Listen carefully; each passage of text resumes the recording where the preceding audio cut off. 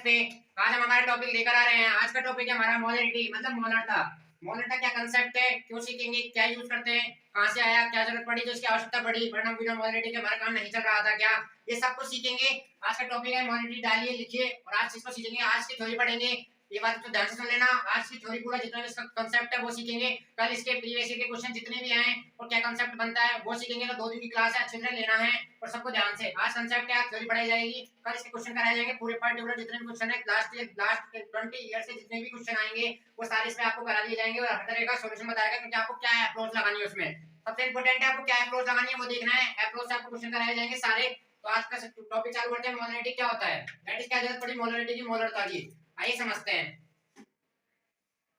देखो हमारे पास होता है विलयन। विलयन होता है, विलयन में होता है विलय प्लस विलायक।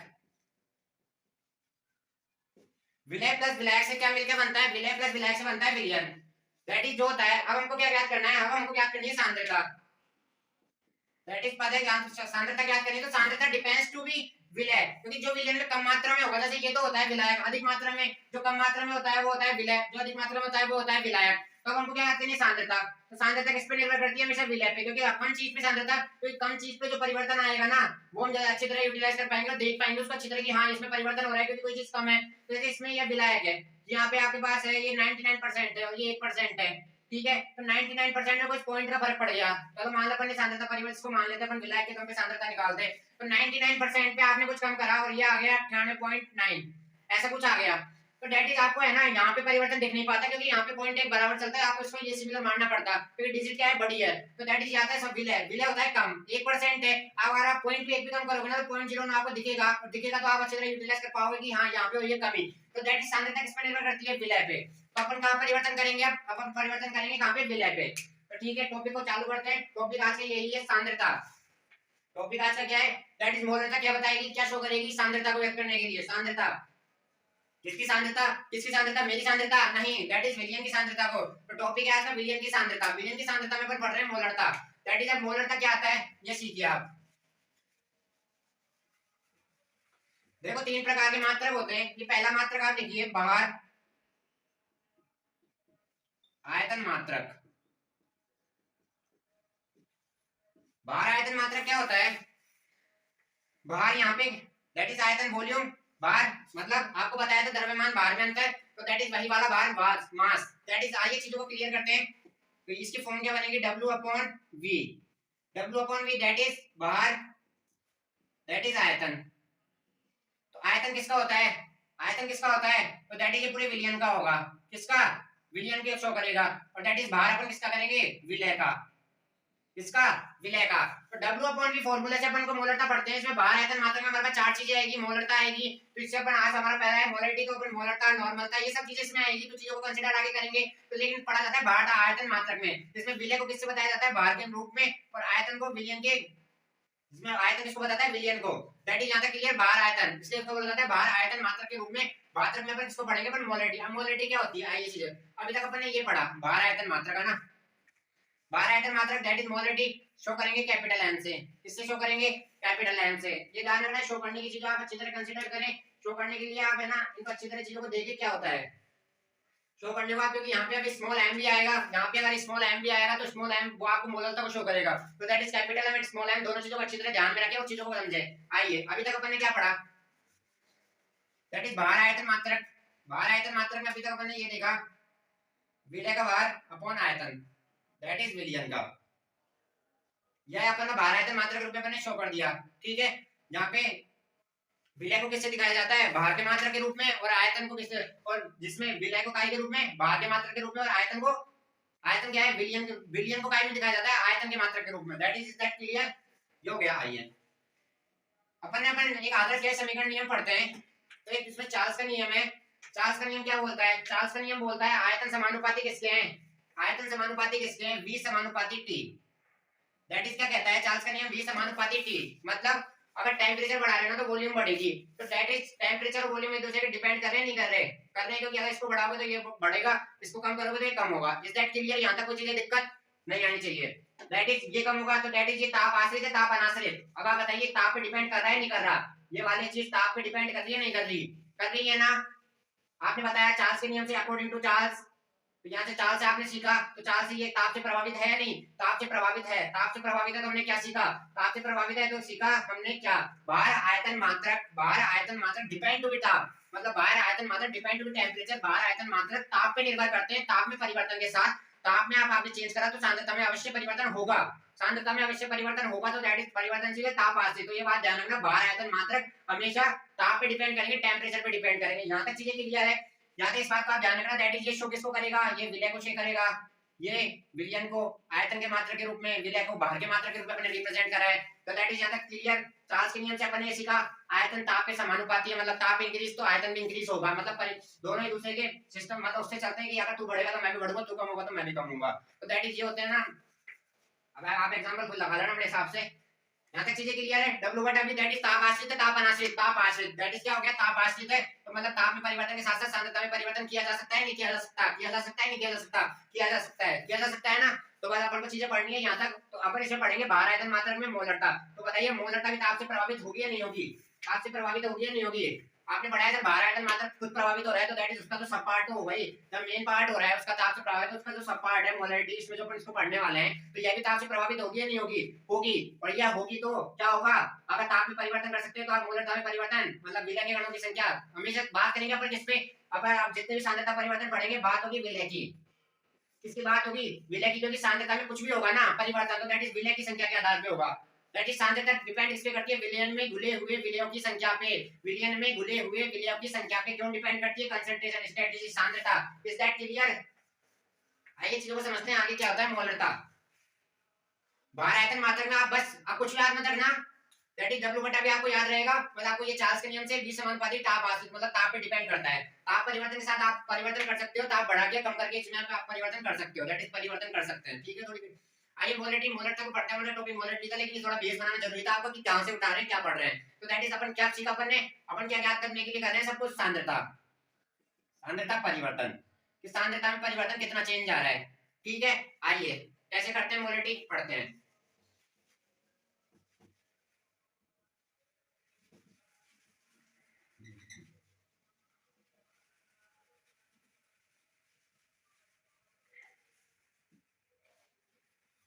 That is molarity represent capital M.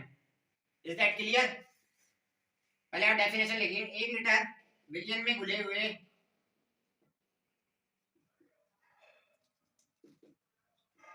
विलय के ग्राम मोलों की संख्या, मोल की संख्या मोलरता कहलाती है। Is that clear? यहाँ तक चीजें कोई दिक्कत, कोई दिक्कत यहाँ तक नहीं आनी चाहिए। फॉर्मूला लिखिए इसका फटाफट जल्दी से, मोलरता का क्या होता है,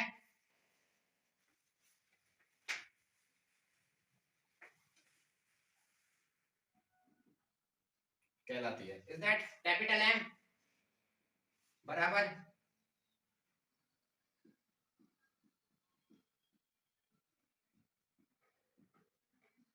विलय के ग्राम मोल की संख्या अपॉन विलियन का आयतन लीटर में।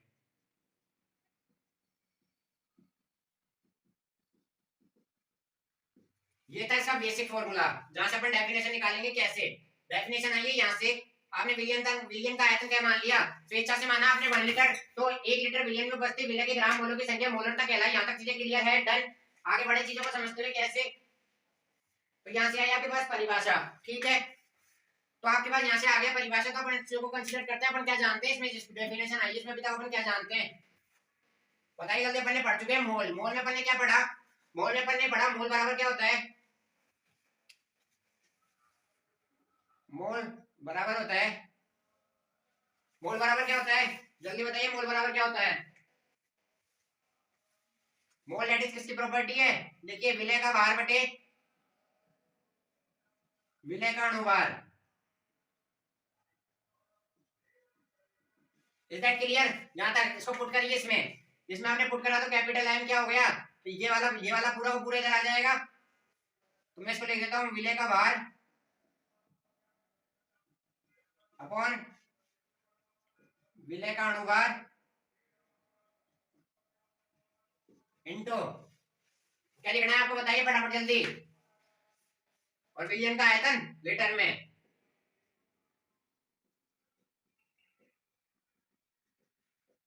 विलियन का आयतन लीटर में। Is that clear? यहाँ तक दिक्कत? और दैट इज यही अगर एमएल में आपसे पूछ ले तो यहाँ पे आपको 1000 कर देना है और इसको आपको कर देना है एमएल। तो ये ज्यादा एमएल में पूछेगा तो आपको लीटर नहीं जाता तो कुछ नहीं, एमएल के नीचे आएगा तो ऊपर चला जाएगा। तो ये आपके पास एक है अभी तक का, इसमें सबसे ज्यादा सवाल पूछा होंगे हमारे यहाँ पे आरबीएससी सीबीएसई में। मतलब कंपटीशन के लेवल का भी आ सकता है, कह नहीं सकते, लेकिन फिर भी आप कहानी बढ़ेगी इससे आगे। ये वाला फॉर्मूला ध्यान रखें, कहानी बढ़ेगी इससे आगे, कहानी से आगे बढ़ेगी तो देखते कहानी कहां से बढ़ती है, कैसे बढ़ती है आगे। Is that clear?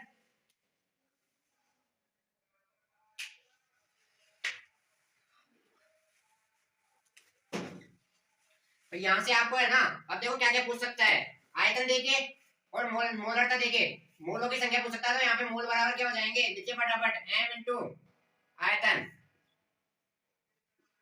कहां से सवाल समझ गए ना, इसको इधर से करा, इसको इधर से करा और ये वाली संख्या से पूछ ली। तो दैट इज आपको फॉर्मूला याद रखना, फॉर्मूले से आपको कांसेप्ट क्लियर करते चल जाना कैसे, फॉर्मूले क्लियर करने, फॉर्मूले से आपको कांसेप्ट क्लियर होता जाएगा। Is that clear? यहां तक मोल m इंटू v, यहां से आपको मोल पूछ सकता है। मोलरता देखिए, मोलरता आपको निकालना सिखा दिया। मोलरता देखिए विलय का भार बटे विलय का अनुपात, दैट इज आपको ये इस वाले फॉर्मूले से पहले मोलरता निकालनी पड़ेगी। मोलरता देखिए आयतन देगा, उस पे आपको मोलों की संख्या निकालनी पड़ेगी। Is that clear? यहां तक दिक्कत? कोई दिक्कत नहीं आनी चाहिए। एक अगला फॉर्मूला लिखिए फटाफट जल्दी, कैसे, एक अगला फॉर्मूला लिखिए कैसे।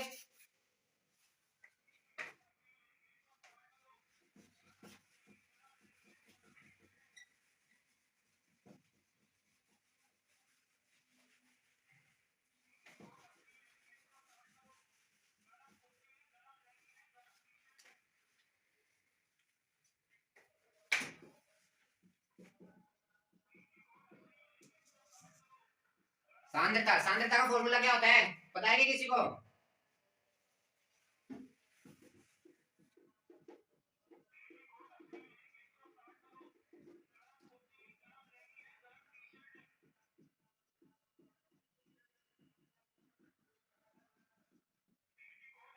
Is that clear?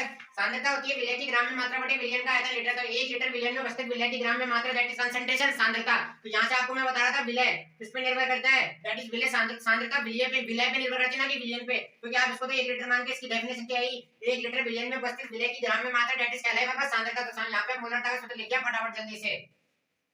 एस मतलब सांद्रता, स्ट्रेंथ, एस मतलब सांद्रता, स्ट्रेंथ, एस मतलब सांद्रता स्ट्रेंथ। तो आप लिखिए कैसे,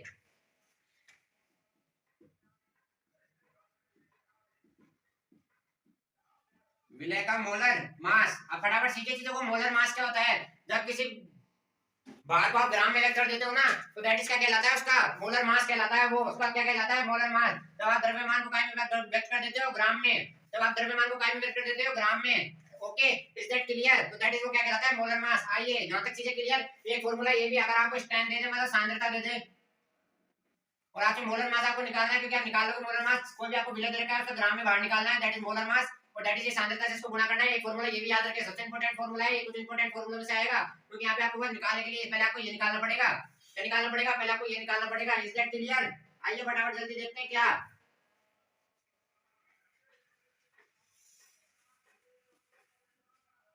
नोट डाल के लिखिए। यदि W/W% गिवन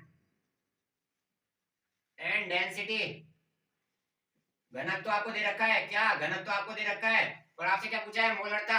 तो सूत्र लिखिए आप, परसेंटेज इनटू घनत्व into 10 molecular weight. Is that clear? मोलरता का सूत्र है क्या, जब आपको W/W% दे रखा है, W/W% दे रखा है, भार भार मात्रा दे रखा है। Is that clear? जब आपको परसेंटेज दे रखी है द्रव्यमान की, द्रव्यमान प्रतिशत दे रखा है और आपको डेंसिटी दे रखी है, घनत्व दे रखा है, तो मोलरिटी, मोलरता का डायरेक्ट सूत्र होता है P * 10D, मतलब P मतलब W/W% मतलब परसेंटेज। तो यहाँ पे P क्या बता रहा है, जल्दी लिखिए फटाफट जल्दी से। P बराबर W/W% मतलब द्रव्यमान प्रतिशत, द्रव्यमान percent. Is that clear? D यहाँ पे क्या बता रहा है, डेंसिटी, घनत्व, एंड W मॉलिक्यूलर वेट, अणुभार, किसका, मेरा है आपका, विलय का अणुभार। Is that clear? यहाँ तक चीजें क्लियर है ना, डन है ना। एक फॉर्मूला आप ये भी लिखिए, नोट डाल के रखना, विशेष क्वेश्चन है, विशेष आएगा यहाँ से, सवाल बनते हैं, कल करवाऊंगा सवाल, सवाल बनेंगे यहाँ से, क्या सवाल बनेंगे इससे, क्योंकि यहाँ पे आपको क्या है, बहुत सारी चीजें, परसेंटेज देगा, डी आप निकाल सकते हो, डी बराबर क्या होता है, m/v, डी बराबर क्या होता है, m/v। Is that clear? D बराबर एम बाई वी। यहाँ से कोई कंसेप्ट कोई दिक्कत नहीं आनी चाहिए। तो एक फॉर्मूला बी लिखिए, P into 10 D upon molecular weight. तो कौन सा ये फॉर्मूला आपको ये लिखाया था, तीन फॉर्मूला आपको पहले लिखा है, एक ही कंसेप्ट है जो इसका ही है। Is that clear? यहाँ तक कोई दिक्कत, यहाँ तक कोई दिक्कत नहीं है? एक सेकंड थोड़ा इंक डाल लेता हूँ। डन है ना? डन, बताइए जल्दी बताइए, समझ में आ रहा है ना? क्या दे रखा है आपको? द्रव्यमान प्रतिशत दे रखा है, ठीक है। बस आपको क्या ज्ञात होना चाहिए? आपको घनत्व ज्ञात होना चाहिए। घनत्व अगर आपको याद है ना, घनत्व अगर आपको याद है तो आप कंसेप्ट क्लियर कर लोगे। घनत्व दे रखे हैं, घनत्व परसेंटेज, द्रव्यमान प्रतिशत। अभी लास्ट कंसेप्ट बच रहा है हमारे पास आज का। पूरी मोलरिटी क्लियर करा दिया आपको। मोलरिटी क्या होती है? मोलरता, 1 लीटर विलियन में उपस्थित ग्राम मोलर की संख्या क्या क्या कहलाती है? क्या कहलाता है? मोलरता कहलाती है। मोलरता कहलाती है, कहलाती है नहीं कहलाती? जल्दी बताइए, कहलाती है ना?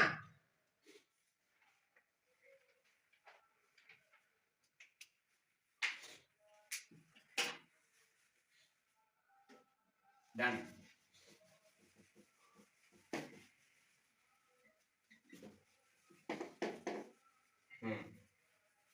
दैट इज बात चल रही थी विलियन की, विलय प्लस विलायक। बात चल रही थी विलय प्लस विलायक। दैट इज विलय कम होता है, विलायक ज्यादा होता है। तो दैट इज आपने क्या करा, आपने एक बार तो सांद्रता निकाली काई पे, एक बार तो आपने मोलरता निकाली जब आपने जितना विलायक था उसी पे, ठीक है। तो आपकी मोलरता पहले आ जाएगी m1, पहले आ जाएगा v1, ठीक है। आपने इसको क्या कर दिया, मतलब विलायक को आपने आयतन यहाँ पे, जब आपने विलायक बढ़ाया तो आयतन बढ़ेगी तो सांद्रता भी, मोलरता भी छोड़िए m1 छोड़ जाएगी, दैट इज m2 आएगा, तो ये भी क्या हो जाएगा, चेंज हो जाएगा।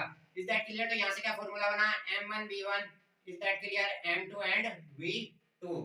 ये क्या था, ये फॉर्मूला है तनुता के बाद, मतलब जब आपने उसकी तनुता में परिवर्तन करा है, विलियन विलायक बढ़ाया है, तो दैट इज ये आता है काई के तनुता के पश्चात, तनुता के पश्चात। Is that clear? जब आपने उसमें लिक्विड फॉर्म में ज्यादा डाल दिया है, उसमें विलायक की मात्रा बढ़ाई है, तो ये क्या आ गया? Is that clear? इसको आप ऐसे भी लिख सकते हैं खोल के, v1 बराबर m2 plus v1 plus H2O। Is that clear? समझ में आ गया? समझ में आ गया? v2 क्या है, v1 में आपने कुछ जोड़ा, मतलब आपने विलायक की मात्रा बढ़ाई है, तो दैट इज क्या बना है, v2 बना है। तो इसको आप ऐसे भी लिख सकते हैं, इसको आप ऐसे भी लिख सकते हैं। Is that clear? जब आपको दो मिश्रण दे दे, अब आपको कोई बात आती है, एक इसमें एक और कंसेप्ट सीखते हैं क्या, जब आपको दो चीज दे दे, ठीक है, आपको ये दे दिया दो, डन प्लस डन, तो दैट इज यहाँ पे क्या है, आपने बात नोटिस की, यहाँ पे विलय समान है। जब आपको दो चीज देगी, मतलब एक की मोलरिटी m1 है, एक की मोलरिटी m2 है, आयतन v1 है, इसका v2 है। Is that clear? यहाँ तो कोई दिक्कत है तो आपको यहाँ पे पूछ लिया इसने, अब m3 का आपको मोल निकालना है, अब यहाँ से m3 पूछ लिया, तो अब इसके लिए क्या फॉर्मूला बनाएंगे, फटाफट सोचिए क्या दिमाग लगा सकते हैं। m3 ने पूछ लिया, क्या होगा बताइए फटाफट। विलय समान है, विलय समान है, चेंज हो रहा है नीचे, तो m3 कैसे निकलेगा, m3 निकालने का एक सटीक फॉर्मूला है, क्या होता है, आइए चीजों को समझते हैं कैसे।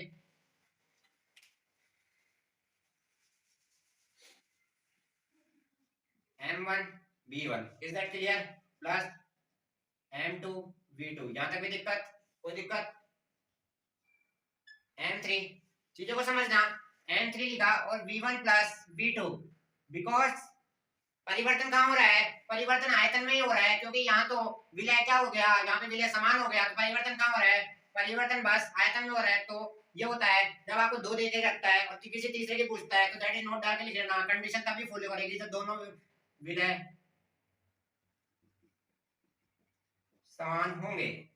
Is that clear? अन्यथा कंडीशन फॉलो नहीं करेगी, इस बात का ध्यान रखें, जब विलय समान होगा तभी कंडीशन फॉलो करेगी। आपको दो देके, एक जब इन दोनों का मोलरिटी समान है, आयतन अलग अलग है, m1 m2, इसकी मोलरिटी m1 आई है, इसकी सांद्रता m2 आई है, आपको अब दो की जगह तीसरे की पूछ लेगा, जहां भी विलय की संख्या समान होगी, तो आपको परिवर्तन कहां हो रहा है, परिवर्तन हो रहा है v में, तो v में कितना परिवर्तन हुआ, v1 v2 जोड़ दिया आपने, m से इसकी वो मोलरिटी आ गई।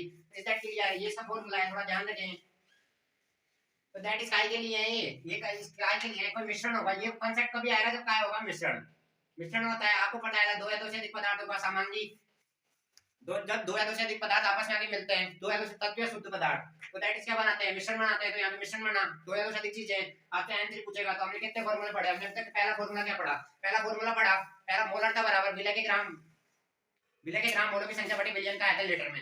विलय के ग्राम मोलों की संख्या बटे बिलियन का आयतन लीटर में। पहला फॉर्मूला था हमारा आज का, यही था फॉर्मूला, यहाँ से शुरुआत करिए अपन ने। दूसरा फॉर्मूला क्या आया, विलय, अपन क्या पता था, विलय के ग्राम मोलों की संख्या, विलय के ग्राम मोलों की संख्या बराबर विलय के दिए गए भार बटे अणुभार, दिया गया भार बटे अणुभार। मोलों की संख्या हम जानते हैं, तो आपने काय में फुट करा समीकरण नंबर 1, पहले वाले समीकरण में हमने मोलर था बराबर क्या हो गया, विलय का भार बटे अणुभार इनटू 1 बिलियन का आयतन लीटर में। अगर ml में दे रखा है तो ऊपर क्या कर देंगे, विलय का भार बटे विलय का अणुभार इनटू 1000 बटे विलयन का आयतन ml में। इस दैट क्लियर। सांद्रता क्या होता है, विलय की ग्राम मोलों की संख्या बटे विलयन का आयतन लीटर में। विलयन का आयतन लीटर में, तो वहां से आपने सांद्रता की परिभाषा क्या निकाली, 1 लीटर विलयन में उपस्थित विलय के ग्राम मोलों की संख्या क्या कहलाती है, सांद्रता कहलाई। तो दैट सांद्रता किस पर डिपेंड करी, विलय पे डिपेंड करी। सांद्रता किस पर डिपेंड करी, इज दैट क्लियर, विलय पे डिपेंड करी। यहाँ पर रिकैप चल रहा है, ये सोचना है यहाँ पे रामायण नहीं चल रही है, यहाँ पे रिकैप चल रहा है, तो जो मैं बोल रहा हूँ ढंग से सुने। देखिए विलय की तो सांद्रता, तो यहाँ से मोलर का एक नया फॉर्मूला आया क्या, सांद्रता अपॉन विलय के ग्राम, विलय का मोलर मास। मोलर मास क्या होता है, जब द्रव्यमान को आप कहीं में ग्राम में व्यक्त कर देते हो तो वो उसका क्या कहलाता है, वो उसका मोलर मास कहलाता है। Is that clear. यहाँ तक कोई दिक्कत, अपन ने यहाँ तक इतना पढ़ लिया, फिर अपन ने एक फॉर्मूला निकाला क्या, जब आपको द्रव्यमान सामर्थ्य दे रखा है, घनत्व दे रखा है, अगर आपको घनत्व ज्ञात है और आपसे मोलरता पूछ ले तो उसके लिए दैट फॉर्मूला आपको बताया, P into 10 upon molecular weight. Is that यहाँ तक क्लियर, इज दैट क्लियर। अब आपने बताया, अब आपने सर ने आपने सारा परिवर्तन कर लिया, मोलों में आपने परिवर्तन करते ला चुके, सांद्रता पे बात कर ली। अपन बात करेंगे तनुता पे, मतलब विलयन की सांद्रता, दैट इज डिपेंड विलय पे। विलय पे आपने विलय पे चेंज अपन करेंगे नहीं, तो अपन सर आप चेंज करो विलय पे, विलय पे चेंज करा, विलय पे चेंज करने पे पहला फॉर्मूला हमारे पास आया m1 v1 upon m2 upon v2, मतलब ये प्रथम सांद्रता और आपने चेंज करके दूसरी सांद्रता। तो यहाँ पे 4 चीजें रहेगी, आपको वेरिएबल कितने भी दे सकता है, 3 देके पूछेगा, 3 देके पूछेगा तो एक सरल फॉर्मूला, दैट इज ये होता है मिश्रण के लिए, दैट इज कोई मिश्रण होगा, मिक्सचर के लिए मोलरता m1 v1 m2 v2 बराबर m3 v1 v2। यहाँ से m3 का फॉर्मूला हो गया, इज दैट क्लियर। यहाँ तो कोई दिक्कत, यहाँ से m3 निकल जाएगा, यहाँ इसको उठा के आप इसके नीचे पटक देना और m3 आ जाएगा। आज का सेशन कैसा लगा बताइए, बिल्कुल मोलरता आपको ढंग से पढ़ाइए, कल कराएंगे आपको क्वेश्चन, बहुत सारे सवाल आएंगे, बहुत इंटरेस्टिंग सवाल आएंगे, ऐसे इंटरेस्टिंग सवाल आएंगे कि